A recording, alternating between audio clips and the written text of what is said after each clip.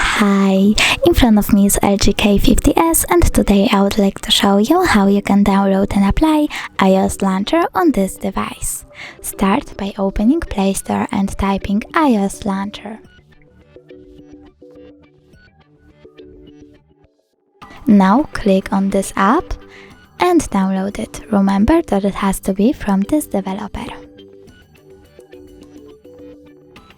Choose Open.